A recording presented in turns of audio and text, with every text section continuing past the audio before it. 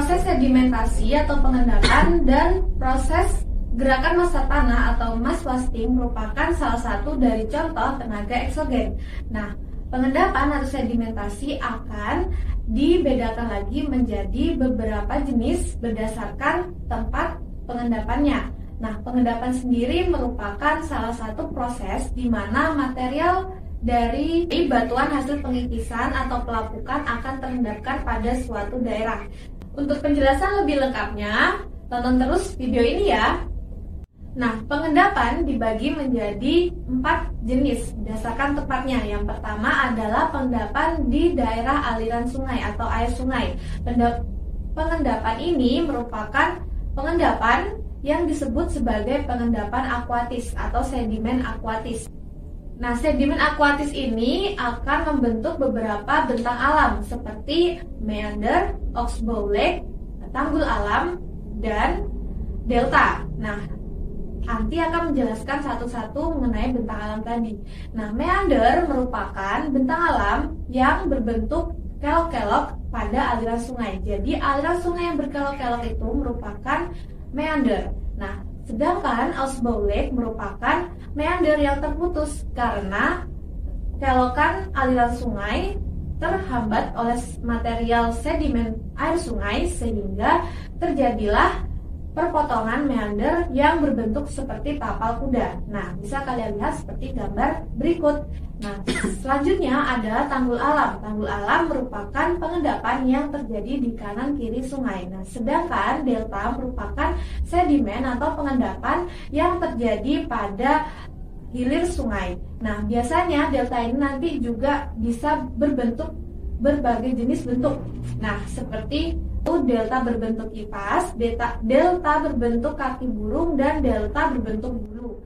Nah, yang selanjutnya yaitu sedimentasi yang berada di air laut atau gelombang laut. Nah, sedimentasi ini biasanya dipengaruhi oleh gelombang yang membawa material ke pesisir pantai. Nah, apa aja sih bentang alam yang ada di sedimentasi air laut ini? Nah, ada spit, ada tombolo, ada pesisir, dan ada penghalang pantai. Nah, spit sendiri merupakan sebuah daratan yang tercipta di depan pesisir yang biasanya akan muncul ketika terjadi air laut yang surut. Nah, sedangkan tombolo merupakan jalur atau penghubung antara spit tadi dengan pesisir pantai. Nah, kalau pesisir pantai sendiri kalian sudah tahu kan bahwa sepanjang pinggir pantai itu merupakan pesisir pantai. Nah, sedangkan penghalang pantai itu biasanya seperti sedimentasi yang terjadi pada bibir-bibir pantai. Nah,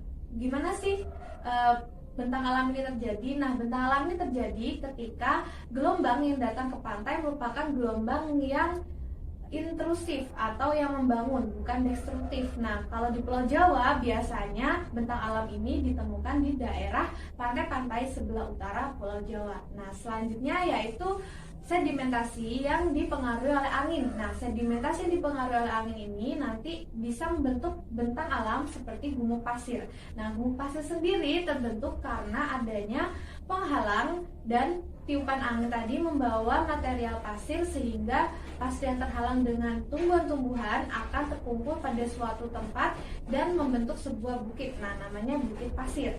Nah, selanjutnya dan terakhir yaitu pengendapan oleh gletser. Nah, pengendapan oleh gletser ini terjadi karena pencairan air gletser dari puncak gunung yang menuruni lembah sehingga lembah tersebut yang awalnya berbentuk V menjadi berbentuk U. Nah, kalian sudah paham kan tentang sedimentasi? Sekarang nanti akan jelaskan lebih lanjut mengenai mass wasting atau pergerakan batuan. Nah, pergerakan batuan sendiri merupakan perpindahan material secara besar dengan volume yang besar pada suatu tempat. Nah, ada beberapa jenis dari pergerakan batuan atau tanah. Nah, yang pertama ada rayapan tanah atau soil creep. Nah, soil creep ini merupakan pergerakan tanah yang terjadi secara lambat dan tidak terlihat oleh kasat mata, sehingga indikator yang bisa menjelaskan bahwa suatu tempat tersebut telah terjadi rayapan tanah biasanya adalah tiang-tiang listrik yang miring yang terlihat miring atau pohon-pohon yang juga terlihat miring pada suatu lereng. Nah, yang kedua yaitu aliran tanah. Nah, aliran tanah ini merupakan pergerakan tanah yang disebabkan oleh adanya aliran air. Nah, biasanya ditandai dengan timbunan-timbunan material tanah yang berundak-undak. Nah, selanjutnya yaitu aliran lumpur. Nah, aliran lumpur atau mud flow adalah proses dari gerakan massa tanah yang disebabkan oleh adanya kumpulan material yang terbawa oleh air secara jenuh sehingga material tersebut masuk ke dalam aliran sungai atau meluncur dari lereng tersebut sehingga alirannya akan tercampur seperti lumpur. Nah, selanjutnya yaitu adalah tanah longsor atau landslide. Nah, kalau landslide sendiri kalian sudah tahu kan, berarti proses atau fenomena yang disebabkan oleh adanya luncuran batuan atau tanah dari lereng yang curam sehingga terjadi pergerakan tanah yang besar. Nah, selanjutnya yaitu adalah rockfall atau guguran batuan. Nah, guguran batuan ini terjadi karena adanya bongkahan batuan pada suatu lereng yang meluncur ke bawah. Nah, gimana? Kalian sudah paham kan dengan penjelasan dari dua tenaga eksogen tadi? Ada pengendapan atau sedimentasi dan pergerakan tanah atau mass wasting. Kalau kalian masih belum paham dan masih kurang jelas, silahkan kalian tulis pertanyaan kalian di kolom komentar. Dan apabila hari ini Anti ada salah kata, mohon maaf. Assalamualaikum warahmatullahi wabarakatuh.